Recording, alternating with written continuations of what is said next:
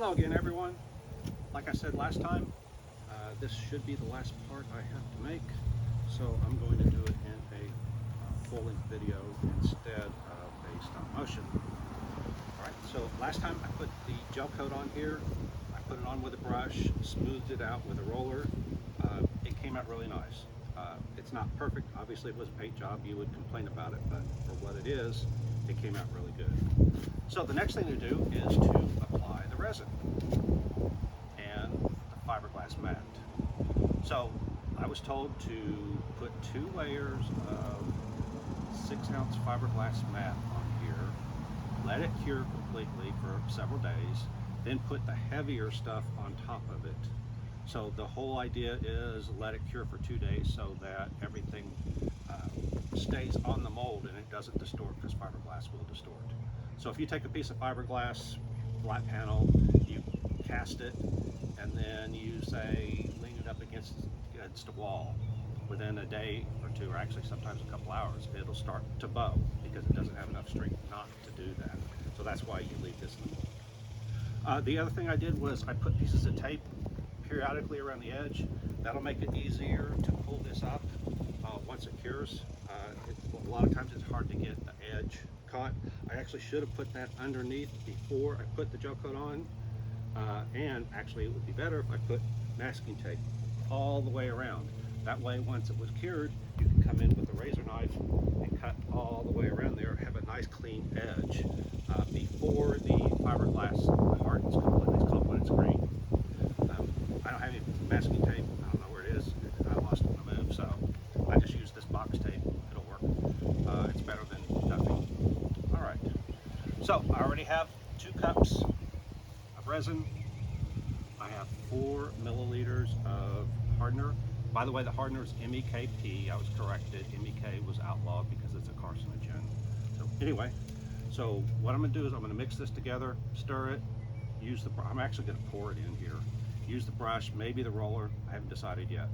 I pre-cut all of the fiberglass mat, so you'll see me do that. Let's see. I guess that's it. And sorry, I'm going to sneeze. There we go. Someone said my voice was hard to hear because of the background noise and stuff, because before I was using the microphone on that. I've got my Bose headphones on, or earbuds in. I'm trying those to see if that helps. There is wind noise. I actually moved this over here because the house is blocking the majority of the wind, but you still, like right now, are going to catch some of the wind. Sorry, nothing I can do about that. All right, let's get going. Once you put these 2 together, it starts curing. So like I said, I'm putting 4 milliliters to 2 cups. That's because the temperature is hot here. That's at the very low end of the mixture ratio. If I were to double that and I were to put 10 milliliters in with that 2 cups, the resin would harden in probably 5 minutes. And 5 minutes is not enough time to get it all spread, put the fiberglass mat on here and get it all even and pushed down. So I tend to go to the very low end. That gives you more working time. All right, so let's go. We'll mix that. Put that over there. Stir it up. Oh, and so I had 4 gallons of fiberglass resin on order, and it was supposed to be in yesterday. Then I got a notice that the shipment was returned to the sender. Customer refused. So I called to find out what's going on. I didn't refuse it. I never saw it. Come to find out, it got damaged in shipment, and I guess one of the shipping companies during the transfer refused it. One of the guys on the fiberglass list said, hey, you know what, maybe the next truck didn't want that messy fiberglass. I was hoping they would deliver it anyway, because if I could use 2 cans of it or whatever, that was better than nothing. But he said, he had a good point, that maybe it was leaking and the next trucker didn't want his truck all full of fiberglass resin in the back. So makes sense, but it did put me to mind. I had to run up this morning and get little quart containers instead of gallon containers, which cost a lot more, but it means that I can work. Without that, I would be stuck today. All right. So I am just going to pour. Now previously, oops,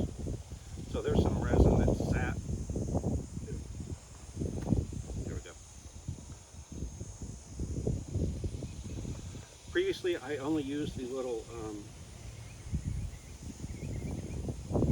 8 square feet pieces of mat, but in the meantime, I bought it in bulk, so I had this big roll. So I cut this all in one piece, pre-trimmed it, pre-put stress relief slots in it. For the areas where it needs to curve, it buckles up, so you cut a slot so that the buckle will overlap instead of causing an issue. Otherwise, you will spend a lot of time fighting with it, and while you're fighting with it, the resin is curing. So you don't want to do that.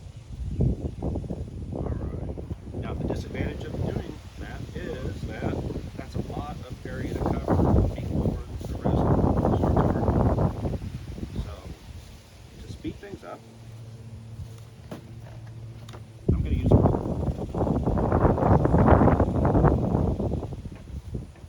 Now initially I was worried about the roller wasting a lot of resin, but what a guy told me is that it really doesn't, because when you get through and you roll it out, you can roll the roller almost dry. So you essentially end up wasting almost time. And it is worth it for the speed of application. Now, while using the roller on the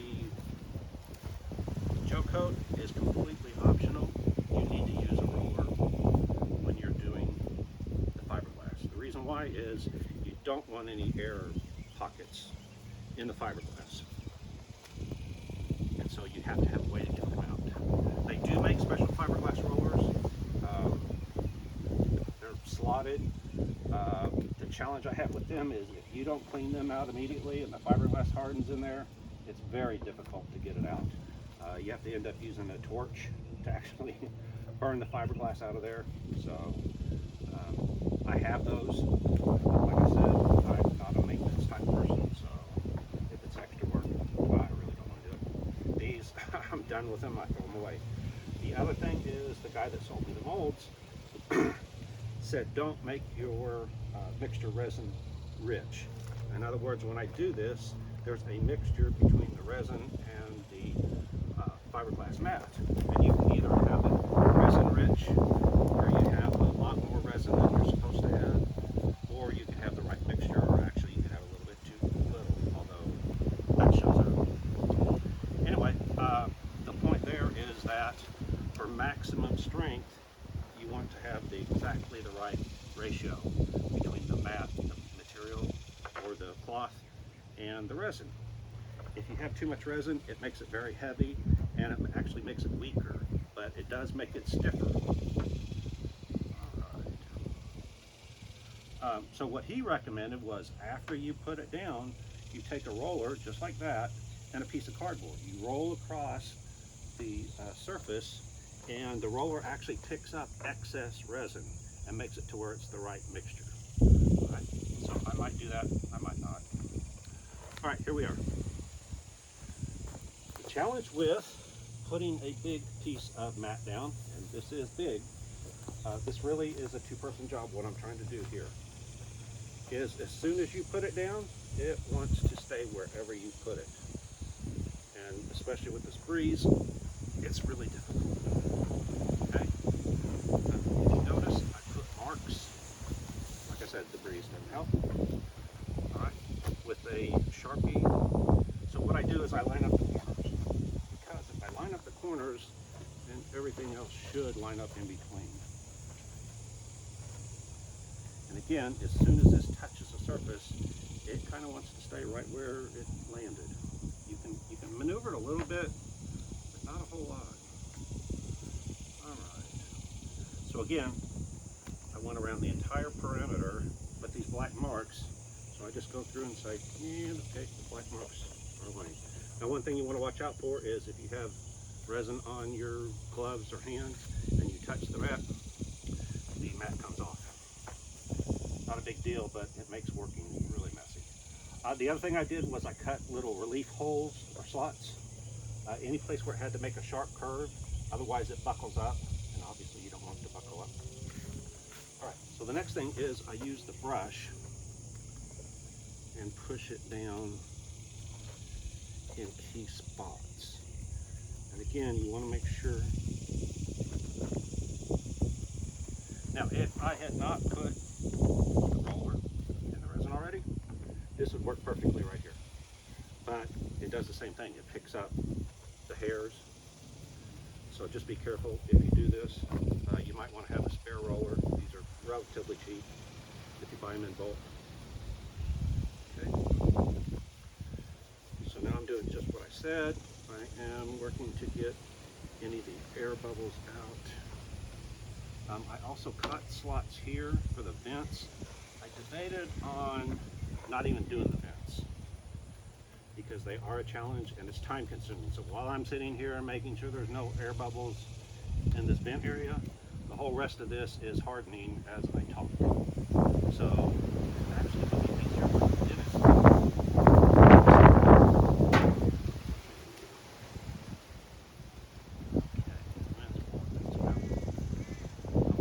So all I'm trying to do here is get the majority of it down. I'm not trying to get it perfect because the next step is I'm going to put some more resin on top of this to soak this. So right now I'm just trying to get it good enough that it's ready for the next application. And you can see that as I'm doing this, more and more of the fiberglass mat is coming up. That's why I really don't like using fiberglass mat. I actually very much prefer fiberglass cloth because you don't have this issue.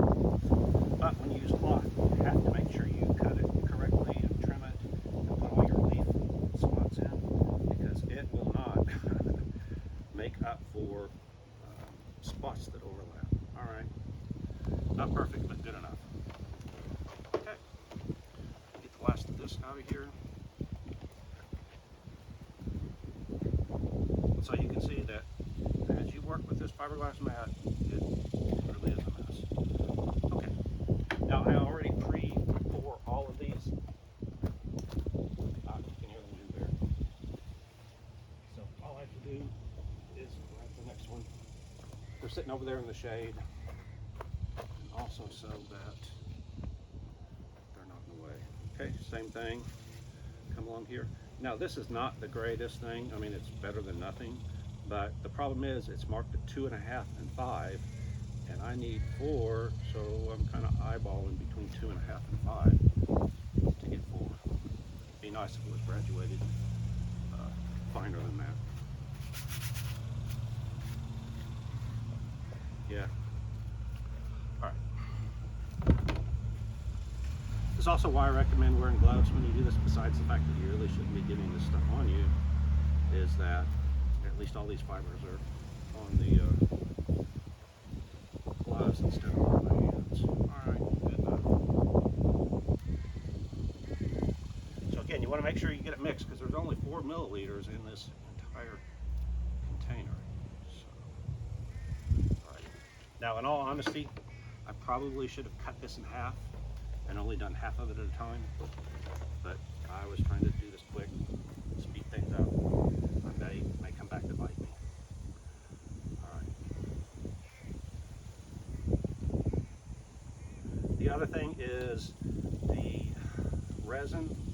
Actually, okay, so this material is a bunch of little, let's say 1.5 inch pieces of fiberglass stuck together, and it has an adhesive that sticks them together.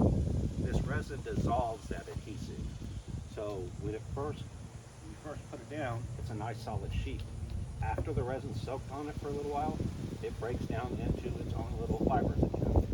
So anything like this, rolling and stuff, you want to do before it breaks down into all its little fibers.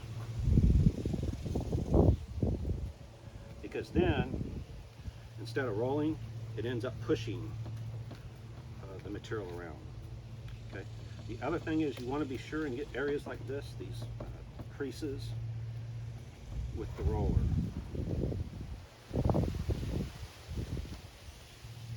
Because obviously you don't want a huge air pocket there where your crease isn't well defined because it pulls away.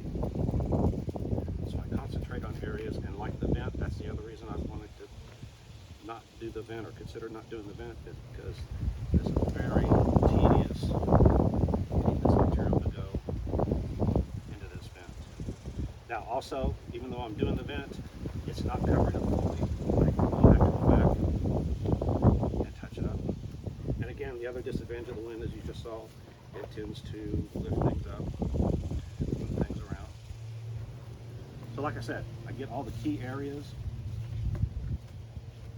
these creases. These are areas that when you're done, it'll look bad if you don't get them properly smoothed and flattened.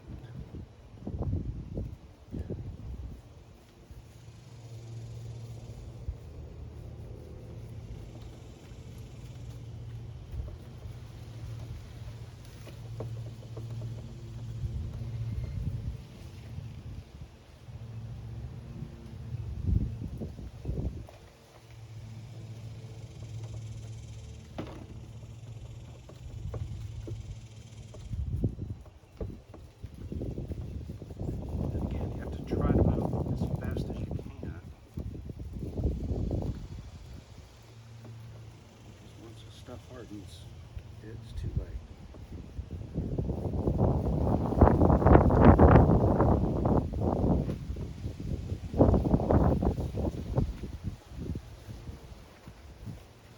Okay, and because I want this curve to be the way it should be, I'm using more pressure as I do this. Make sure the mat is solidly infused. So that's the other reason why I put down resin before I put down the mat, is that gives the mat something to stick to as I do this. Okay. All right, this area right here is tough because it's only about that wide, which is narrower than the roller. So I'm getting the areas that I can get to as good as possible. There we go. And time for another.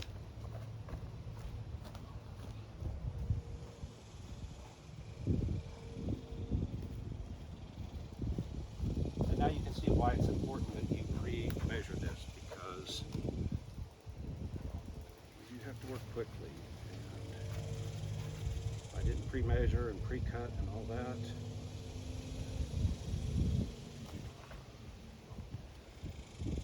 so what would be ideal is if I had an assistant here and I said, hey, will you mix up another batch or do this while I'm spreading? But I don't have said assistant. All right, mix this up.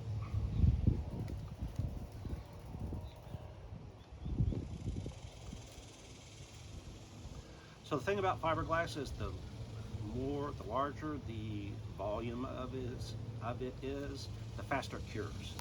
So if I leave this in this top here, it will cure a whole lot faster than this stuff that's spread out. So that's why I pour it out early, because that way it gives me, again, a little more time to work before it starts hardening.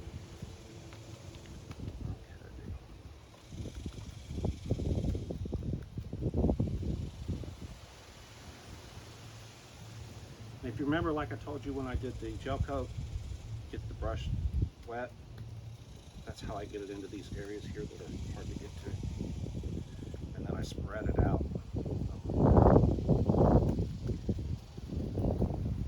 And then it always helps if you get this corner where it turns the 90 degrees, even though this area right here is not going to be saved, it's actually going to be cut off. By gluing it down like this, it makes it to where when I'm working on this other area, it doesn't pull that up. If I don't do that, then I'm constantly fighting with trying to get this to keep an edge. So normally after I do it, I literally go around the entire perimeter and apply resin. Again, I'm looking for spots where it's not cooperating. At this point, you don't want to brush with the brush, because if you do, now the little fibers are separating, and if I brush, I'm just dragging them with the brush away.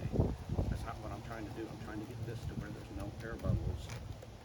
So I don't want to drag the little fibers around. I want them to stay where they're at. I just want to make sure they're tight against the surface.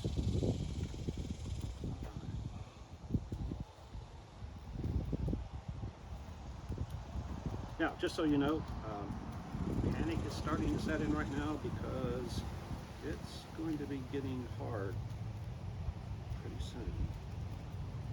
So that's why I'm trying to work quickly. What I'm looking for now is dry spots. Obviously it's easy to see with this white material. The whiter it is, the thinner the resin is.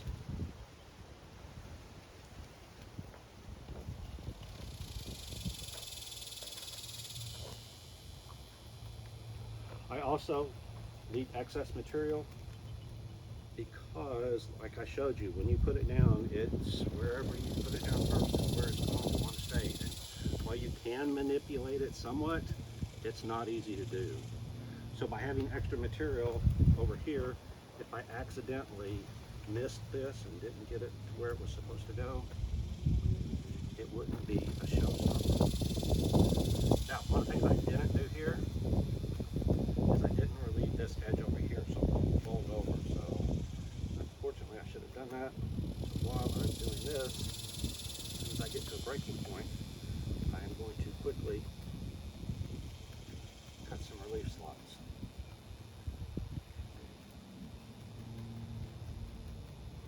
Now what you're seeing here is only the first layer. I have a whole nother piece of this because, again, I want 2 layers of it.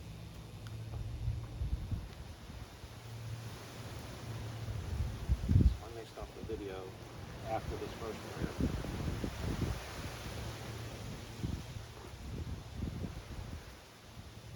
And again, the first layer is the most critical because that's where your air bubbles show up.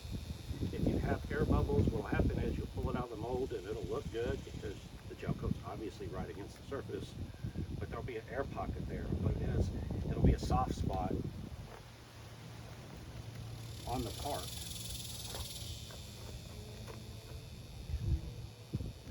Now you can't see it, but in here I poured that resin in here and it was thicker. It's already starting to harden in there.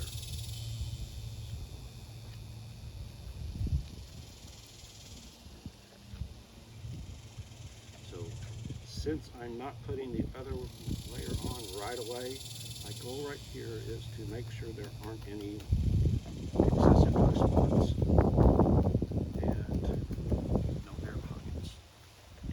Okay. Like right there.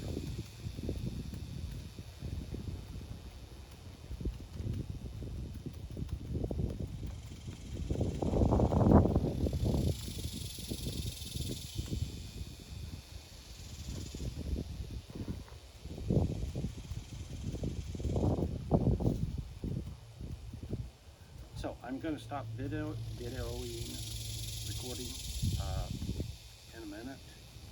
So I'm going to tell you what I'm going to do. What I'm going to do is I'm going to go in and cut off all of this big excess. Doesn't matter, but I might as well do it now so it's out of the way. And I'm going to get the other one, and I'm just going to repeat this exact same process again. The second layer is a little bit easier to put down because this is resin soaked. So that's why it's not critical that you get the right amount of resin on this layer, because you've got another layer on top of it that's going to soak up any excess. It's just when you do that second layer, you need to make sure it's done well. And like I said, these vent areas, tight areas, they are difficult to do. The other thing with the excess is it does make it harder to see air pockets in some areas.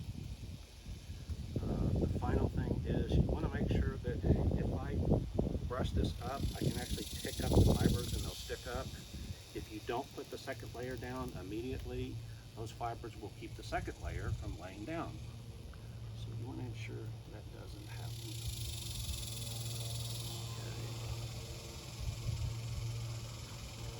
Okay. All right. Now I'm going to take my roll. And this is the other thing that happens as you do the roller, that stuff starts collecting. Making a mess. All right. So again, what I'm trying to do here is make sure there's no air pockets. And as I do this, I can see the fibers moving back and forth underneath the roller. So I'm trying to minimize that as much as I can. Obviously, I have only a certain amount of control over that. like to roll these edges.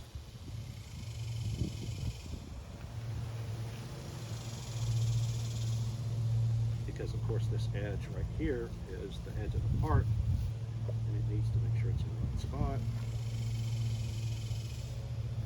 You do need to be kind of careful. As I was rolling across there, it was picking up the fibers and making them stick up like I was just talking about. It's really better if you've got an edge if you roll over the edge like this. So notice how I'm going in the same direction, rolling over the edge. If I roll this way, it's going to tend to push that down, and it's going to cause the edge not to be as nice. The other thing is, as I was doing that, now I see that it's at that sticky spot now, so really it's time to stop. The way to get past the sticky spot that it is now is to apply more resin, because if you apply more resin, it acts as a lubricant that makes it to where it's not sticky.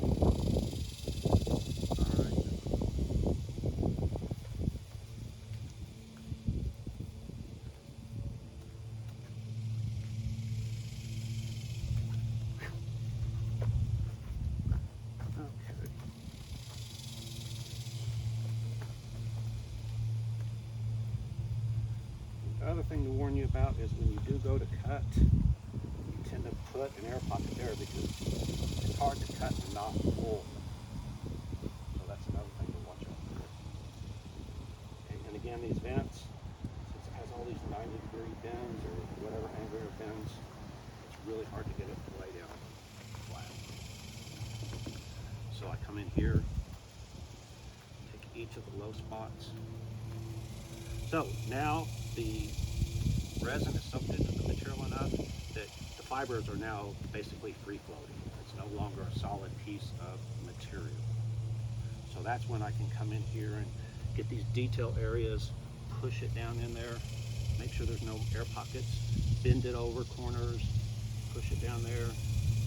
And even if it bunches up where I didn't put a relief where I was supposed to, I can actually keep poking at it and get the fibers to go where they're supposed to go.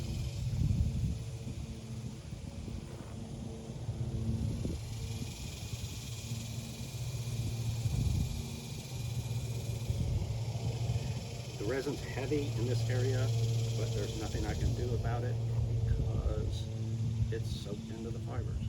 So that's just going to be a heavy resin area. Not a big deal.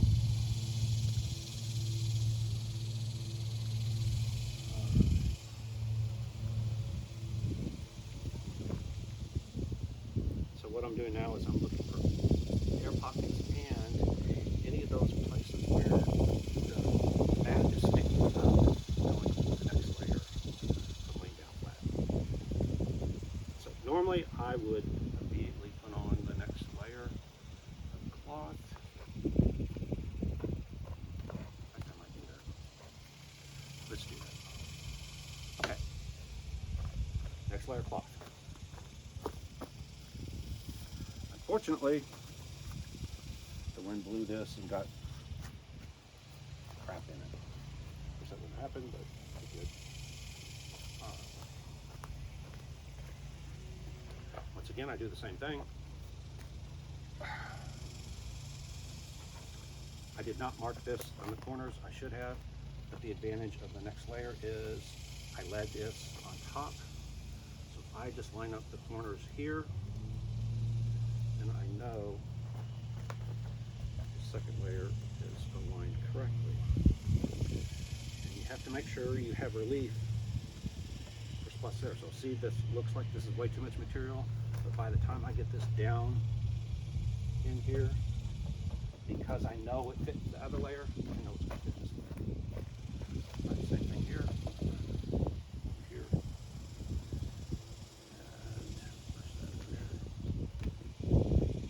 See, as I push this in, it's maneuvering itself so the corners are lining up perfectly. All right.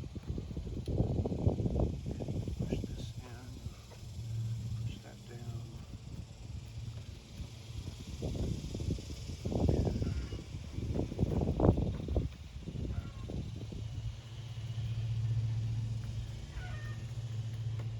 So when I poke this down into this area, I'm holding this top, otherwise it would rather pull down from the top, and it's going to mess that up.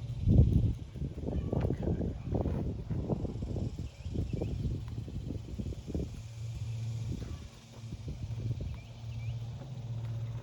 So now I'm going to take the roller and do a quick roll to see where it needs help.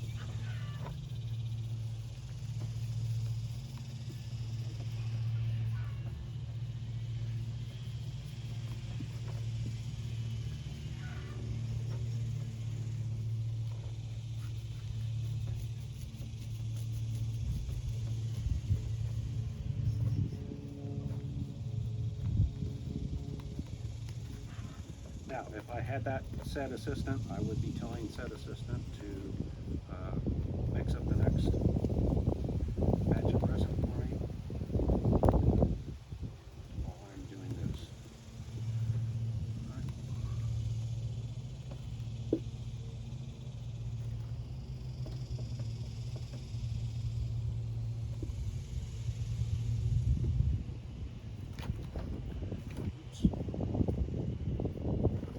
Okay, so you can see areas where there are creases or wrinkles.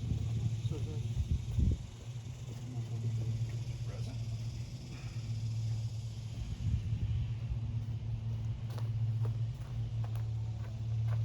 Right, so while I could work these areas out, it's a whole lot easier to just cut it and then overlap it.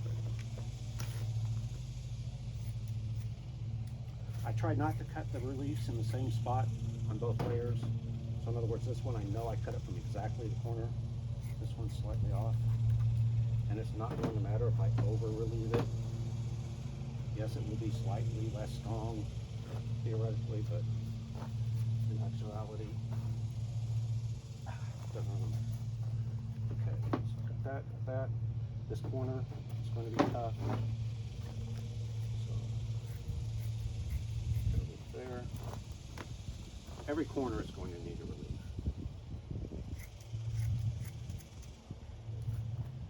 Same thing here.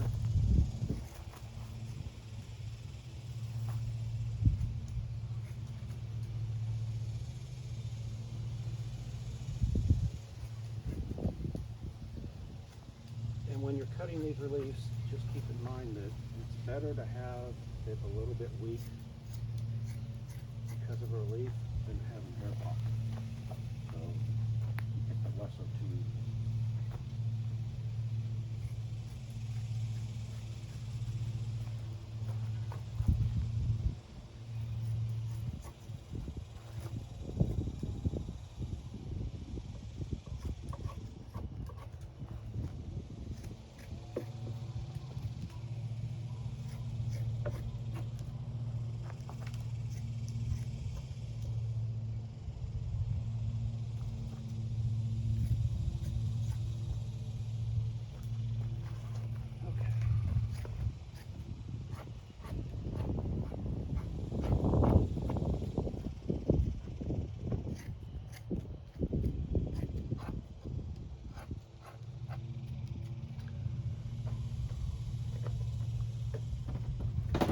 Again,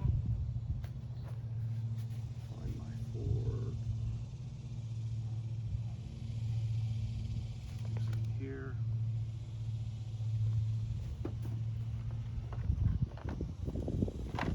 Stir it up. Now I actually left way too much material here. I wish I wouldn't have left so much material. Wish I would have cut it closer.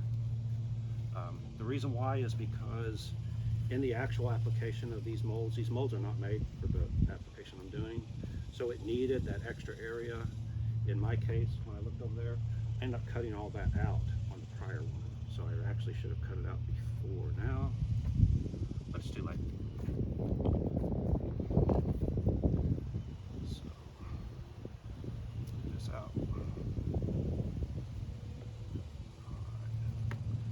All right, speaking of which, I'm going to do exactly that.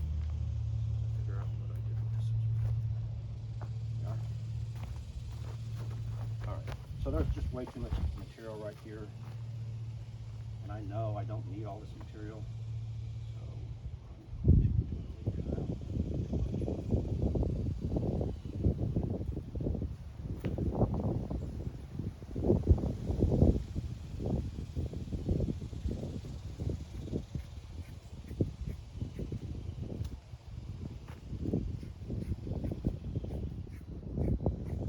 I can actually end up accidentally cutting away too much.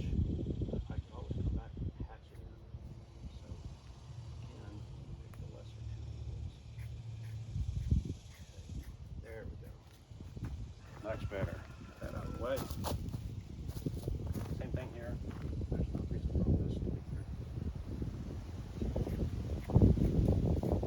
The good thing is, if material I cut away is not resin soaked, I can use it again later. Not wasting it. So again, that's why I make it oversized on purpose initially. Because I know I can always trim off the excess.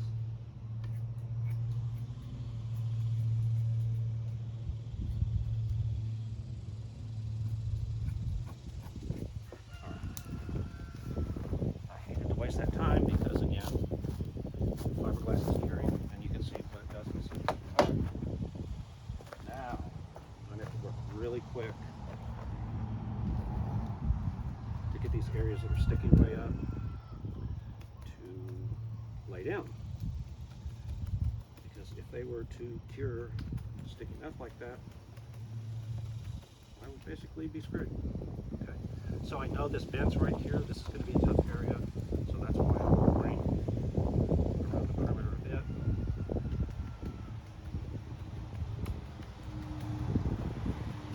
And trimming this in there.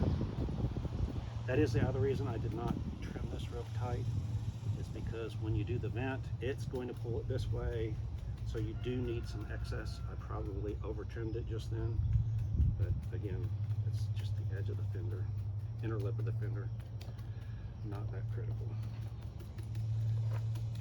Okay, so what I'm looking for now is areas where it's still bunched up.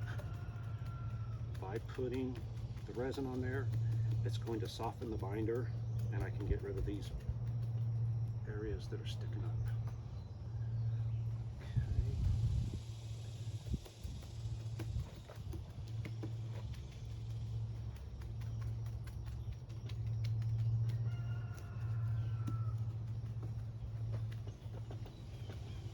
A lot of this is by feel, and I can feel that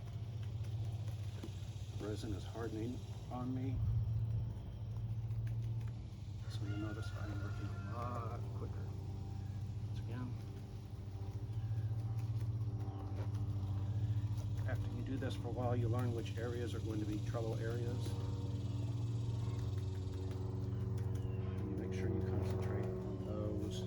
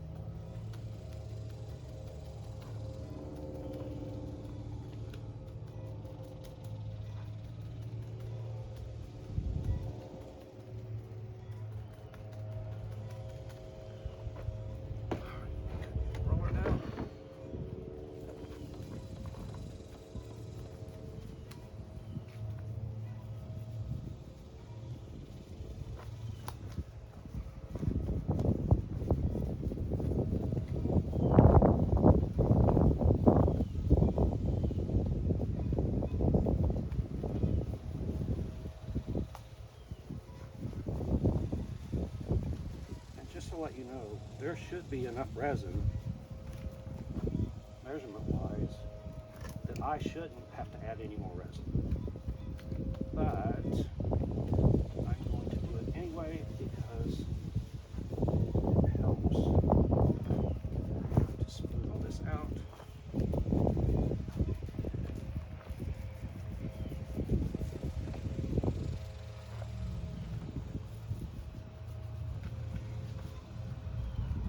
And again, I used an online calculator to see how much resin I should use for this area. And I actually know that I did put too much resin on already. So that's why I'm trying to get this to smooth out as much as possible. Because theoretically, it should be perfect right now. Now, I did not cut the slots here because if I'd cut the slots, then it would have required me to be careful when I laid that down. Somewhere around here, I should have a razor knife that I go in there and cut the slots now. Don't know where it is. So again, that's where that assistant would come in. Would you find my razor knife for me? It's around here somewhere. I don't know where. Okay. And again, I'm just trying to get these areas to ensure there's no air pockets.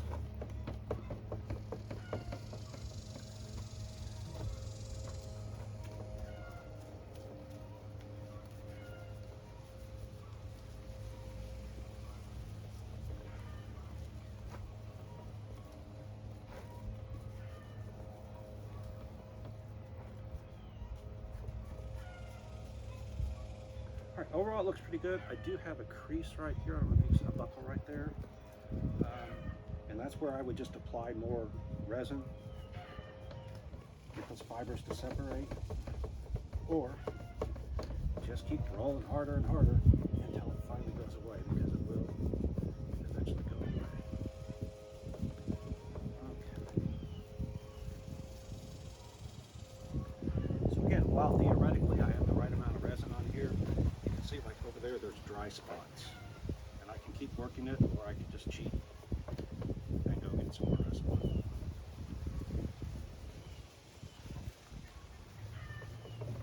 And of course the other thing that helps is more pressure.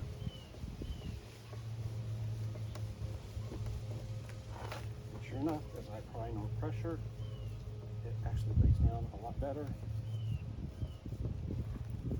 and starts to fully wet the top layer.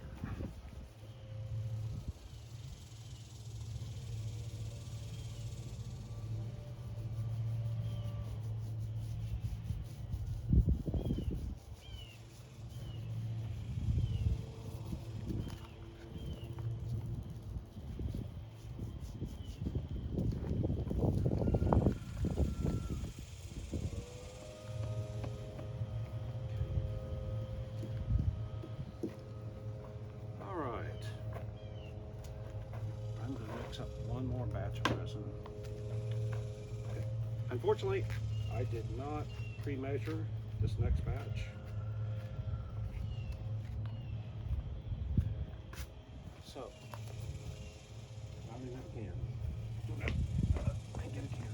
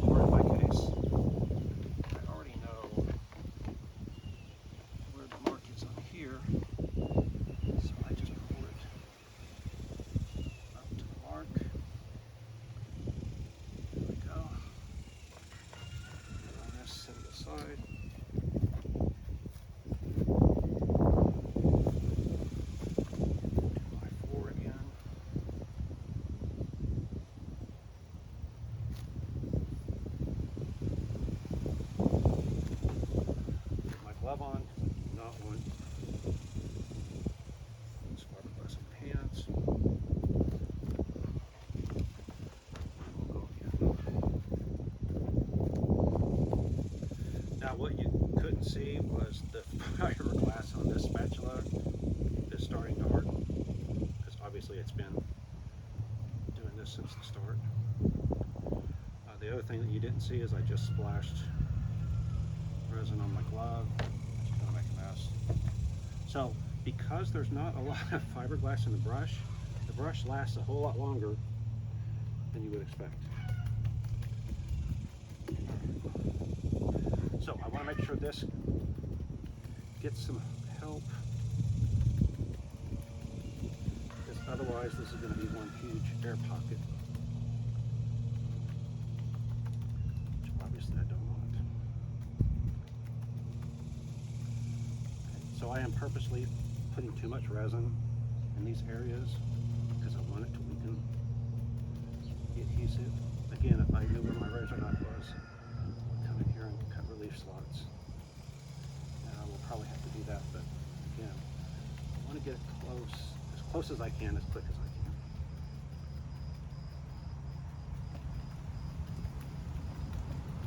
All right, and again, we go around the perimeter quickly to get it to lay down. The other advantage of going over a corner like this is it helps the part that's going to stay to hold its shape better if it has a corner reinforcing it. It's like when you bend a piece of paper 90 degrees, the paper will stay straighter than if you try to just lay flat. So at this point you can see that the resin is starting to cure underneath, which actually isn't a bad thing because I got rid of the air pockets. If there were air pockets right now, I would be screwed, because once it's at this stage, you can't do anything about the air pockets. So that's why I was spending so much time looking for air pockets and trying to ensure that there were none earlier, so that right now I wouldn't have to be chasing air pockets.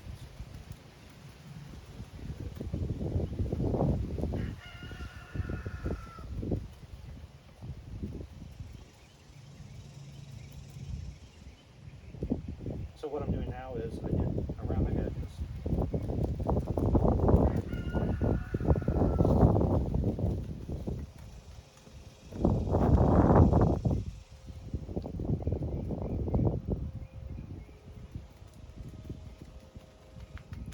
Down in this area right here.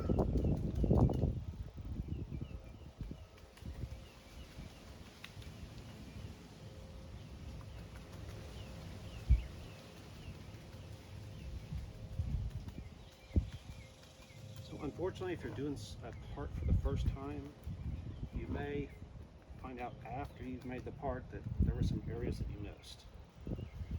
When you make the second one of those, if you do, you know those are the areas you need to watch out for when you make the second part. So I've already made one of these and I know which areas are likely to have air pockets. So I'm concentrating on those. Sure they don't exist.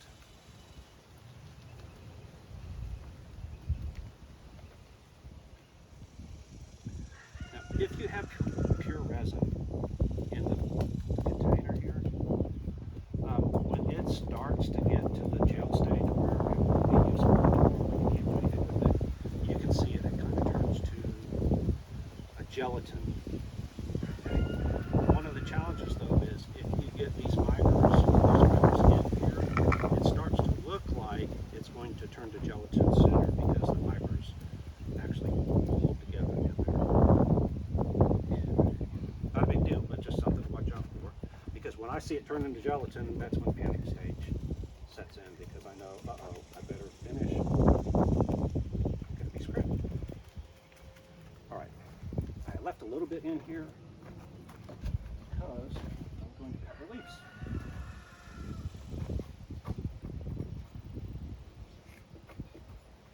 Reliefs tend to make air pockets. So I want some excess.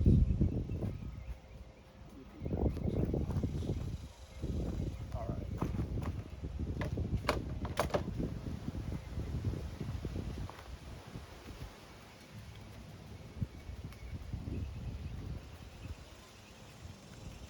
Now these little steps right here that I'm doing, I don't think they're critical for what I'm doing. I think they're underneath, and I'll probably actually end up cutting this whole area away.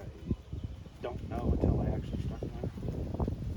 But they are here, so I'm going to go ahead and cut them. So, now the reason why I'm doing this area right here is, if you remember from before, this is that flange area where if I end up bolting it to the other piece or clamping it to the other piece, this is what helps me to hold it in place while I'm putting in my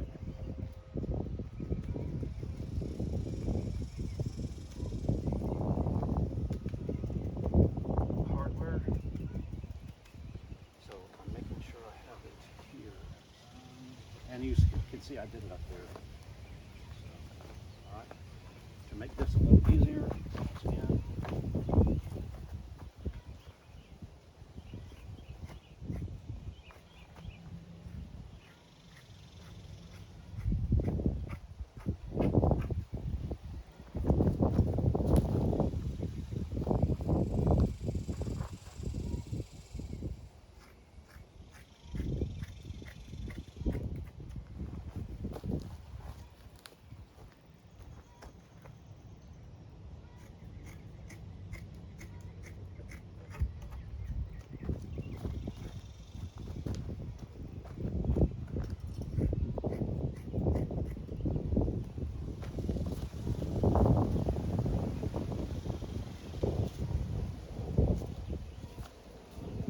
all right, I did trim that exact. Just good enough so that now I can get it once the bend over. Didn't want to, because there was just too much material. Let's get it to try. This area right here is just an absolute mess.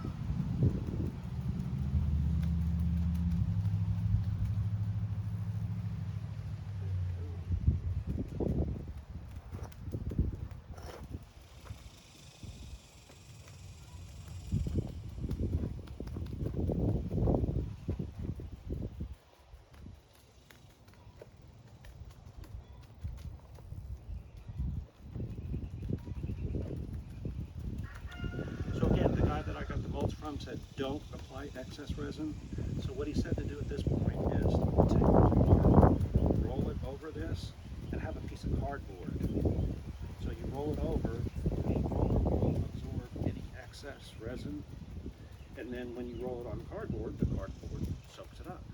So that way it allows you to get rid of excess resin on this part.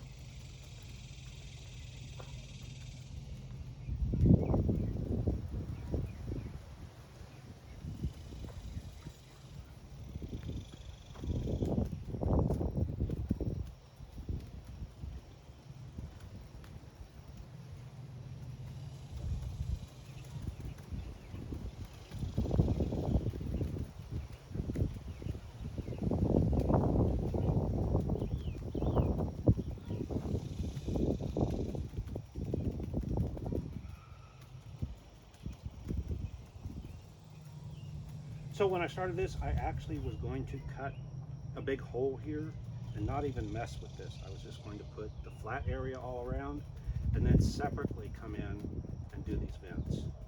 Because another thing is the vents might not fit in with the design where they're at, because the door actually is going to be in the middle of the vents. So these vents will probably get moved. So after this all cures, I will probably end up cutting this out anyway, and I will either not use it at all, or I will move the vents to in front of the rear wheels instead of behind the front wheels.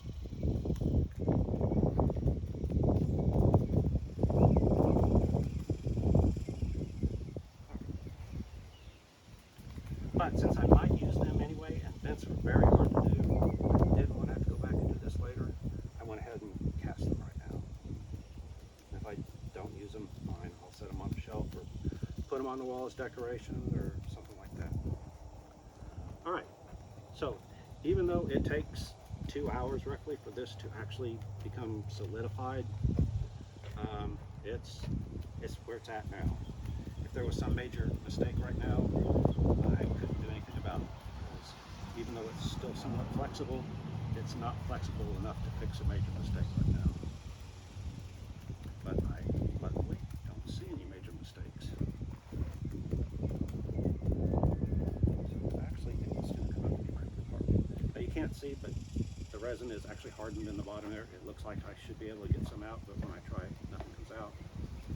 If you really want to get all the resin out, you can take the brush, rub it against the edge, get a little extra resin. All right. Now, everything should be hard enough now so that running this across it doesn't really hurt anything.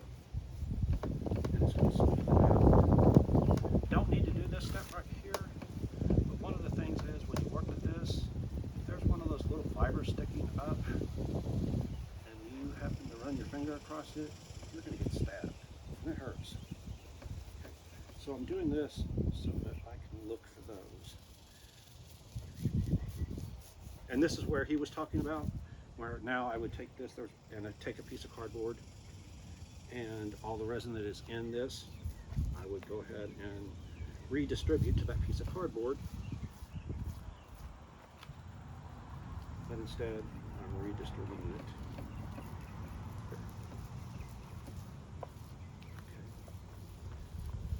I don't know if you can see in the video, but every time I do this, it's actually pulling up little pieces, little fibers.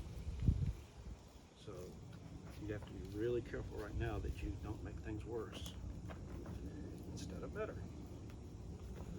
I like to roll the edges because it makes sure they lay down really well.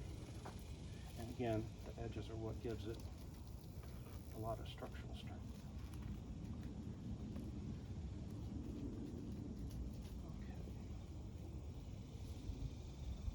Now, part of me is tempted to go grab yet another batch of resin and put it on here to really make sure that everything's soaked well.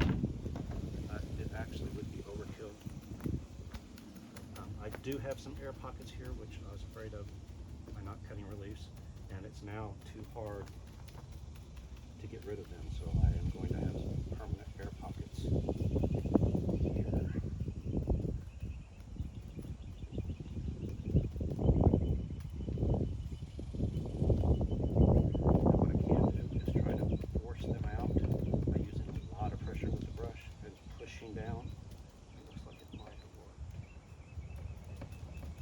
And again, another thing is, if you do end up with air pockets, this would be another place where I could soak this in resin really heavily and do like this, force it down, and I could actually force the resin into those air pockets to get rid of them. But it looks like I was able to fix it just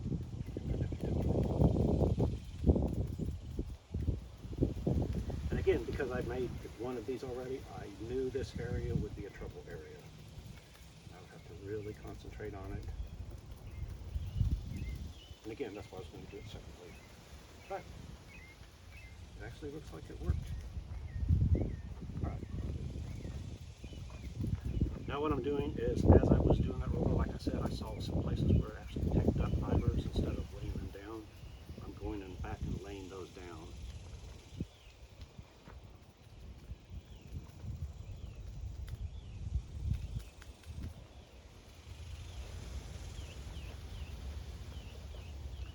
So one way you see the air bubbles is the difference in color. If there's air bubble, it'll have a whiter tint than not. But because I had some areas where I had the gel coat real thick, over here, the gel coat, there was actually a run of gel coat. So it looks like there's an air bubble right there. But I am pretty well convinced that that's not. That's just where the gel coat's real thick. And so if all of this is exactly the same thickness and there's a run of gel coat, the fiberglass is going to be slightly thinner here because that gel coat is sticking up. So I'm going to leave that. Whew. All right.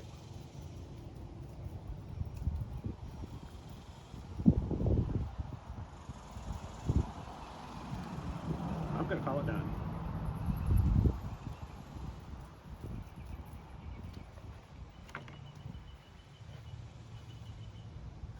So now like here, if I was going to do the green cutting, I might start on it now. So I would take my razor knife, come all along this edge and get rid of all of this. I would not even try it with scissors because I would tend to make air pockets here, which would screw up all that work I did, making sure that corner laid down really well. So by using a razor knife, you can clean it away cleanly. All right, gloves, they're a mess.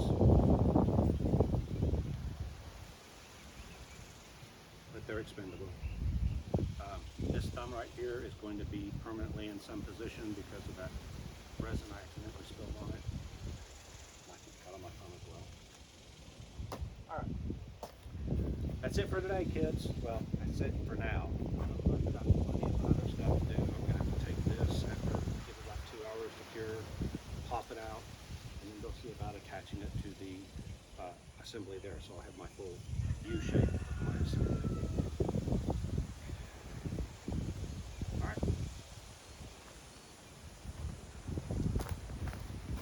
And as an extra bonus, assuming I can do this without accidentally turning this off, I'll go and show you what I'm doing. Okay, so here I left this flange, and up here I left this flange. The reason I did that is because, come over here,